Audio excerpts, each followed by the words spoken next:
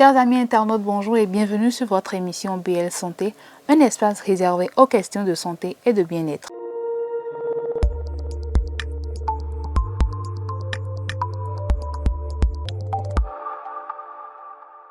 Pour ce premier numéro, on s'intéresse au comportement des citoyens en cette période de Covid-19 qui continue de bouleverser les habitudes et le quotidien des populations.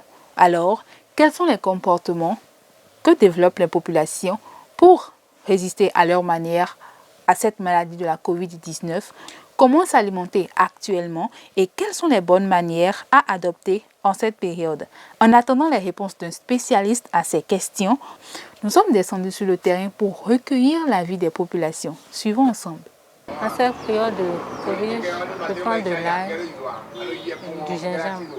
Mais je ne sais vraiment pas ce qu'il faut faire pour être vraiment résistant en cette période de Covid-19. Pour résister en cette période de Covid, et l'ail, le gingembre, c'est ce que j'ai eu entendu. Bon, j'ai fait la pratique une seule ou deux fois. Moi, je prends de gingembre, je prends encore, et on appelle quelque chose d'Atiking Balota, et puis feuille de laurier. Bon, ça là, moi je chauffe tous les matins et prendre ça, c'est ce que moi je vais prendre pour éviter le problème de Covid là. On prend de l'eau chaude, bien l'eau avec citron les matins. Un mélange de gingembre, ail et poivre noir, voilà. Je fais l'infusion et je prends. Je prends ça au moins 3 fois par semaine. Que de comportements alimentaires, des avis qui méritent l'appréciation et les recommandations d'un spécialiste en santé. Alors, qu'est-ce que ces derniers peuvent nous conseiller? Ife Korossi, nutritionniste, diététiste, nous éclaire davantage. Alors, comment se nourrir pendant cette période de pandémie Covid-19? Alors, nous savons que le Covid-19 a une relation aussi importante avec l'alimentation parce que quand une personne immunodéprimée, c'est-à-dire une personne qui a une immunité faible, attrape la maladie du Covid-19, ça va lui créer plus de problèmes qu'à une personne qui a son immunité renforcée.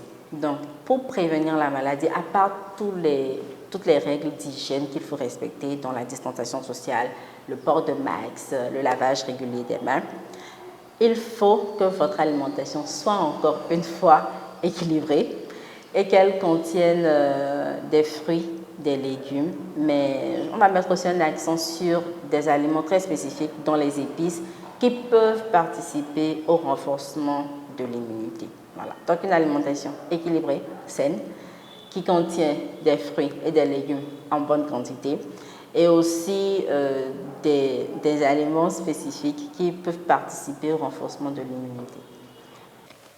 Souvent, quand on parle de comportement alimentaire, on imagine beaucoup de choses pour réussir à bien manger. Alors, quels sont les produits locaux qu'on peut utiliser pour une alimentation équilibrée?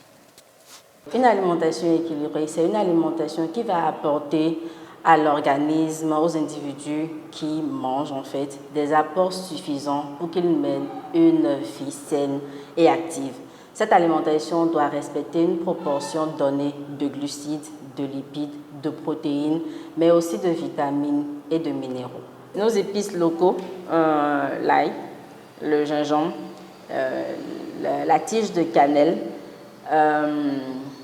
Atiking Balota, le clou de girofle, le curcuma, ça fait 5, je pense bien.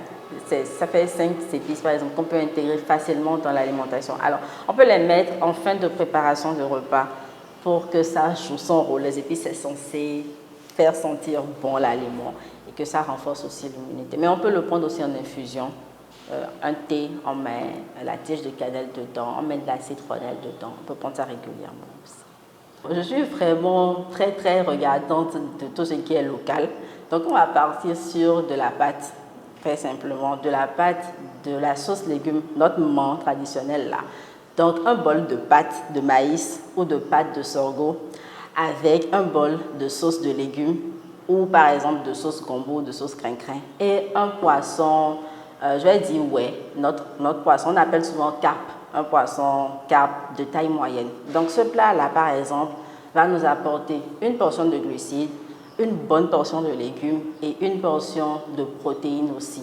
Maintenant, les lipides, tout ce qui est huile gras, va se retrouver un peu partout, un peu dans la pâte, un peu dans la sauce et un peu dans le poisson. Mais au cours de la journée, il faudra aussi apporter une portion de fruits. Et le fruit peut intervenir à 11h ou à 17h à la place du goûter, par exemple. Donc, quand vous respectez ce principe-là, vous êtes sûr que vous avez eu au cours de vos journées des plats équilibrés. Maintenant, l'alimentation est en fonction en fait de l'état physiologique, c'est-à-dire un homme va manger un peu plus qu'une femme, un enfant ne mangera pas ce que doit manger par exemple un adolescent et une femme enceinte ne mangera pas ce que va manger une adolescente. Donc en fonction des états physiologiques, l'alimentation peut être différente. En tant que spécialiste en santé et plus précisément nutritionniste diététiste, quels conseils pouvez-vous donner aux parents en ce qui concerne l'alimentation de leurs enfants? Généralement, les enfants, on ne met pas souvent l'accent sur leur consommation de fruits et légumes. Donc moi, je vais juste insister pour que les parents remplacent, au lieu du biscuit, du bonbon, du chocolat, tous ces aliments qui sont sucrés là, qu'on remplace ces aliments-là par des fruits et par des légumes. Donc prioriser une pomme, une orange, une banane, une papaye, des papayes découpées, du citron, tout ce qui est fruits, légumes, priorisez ça à la place des aliments comme les biscuits, les chocolats. Et apprenez aux enfants à manger équilibré, à manger des légumes. Parce que les enfants ils sont souvent réticents, ce qui est parfois normal parce qu'ils ne comprennent pas. Mais il faut qu'on les sensibilise, qu'on leur parle, qu'on leur dise que voilà, c'est pour votre santé, c'est pour vous protéger, etc. Et qu'ils voient aussi leurs parents manger. Quand un enfant voit dans son environnement tout le monde faire la même chose, finalement, il finit par adopter. Donc, on fasse des efforts pour corriger et entretenir la santé des enfants. Pour d'autres conseils, je vais dire de façon générale, pratiquer une activité sportive. Ça, honnêtement, c'est un truc vraiment très général qui vous fera du bien. Si vous n'avez pas de problèmes cardiaques importants et si vous voulez vraiment avoir une vie saine, pratiquez une activité sportive. Essayez de manger plus de légumes que vous n'en mangez d'habitude. Nos légumes locaux, je parle sur du crin-crin, sur du gombo, sur amande vivek, boumon, fotete, tout ça. Impliquez-les dans votre alimentation. Mangez sain. Ne mangez pas trop d'huile, évitez trop de sucre, évitez trop de gras aussi. En général, c'est ce que je dirais pour terminer. Déjà, quand vous respectez ces principes-là, vous êtes sûr que vous êtes dans une bonne directive pour avoir une alimentation saine et mener une vie active et avoir un bien-être. Le message de la nutritionniste diététiste est donc clair. Prioriser les repas chauds, ne pas négliger les épices, manger équilibré avec des apports en fer à travers les légumes et des apports en fibres à travers les fruits sont des comportements alimentaires à adopter pour renforcer son système immunitaire, ce qui va permettre à votre organisme de mieux résister en cette période de Covid-19. Contente d'être restée à votre compagnie. Rendez-vous semaine prochaine pour un autre numéro de votre émission BL Santé. Au revoir.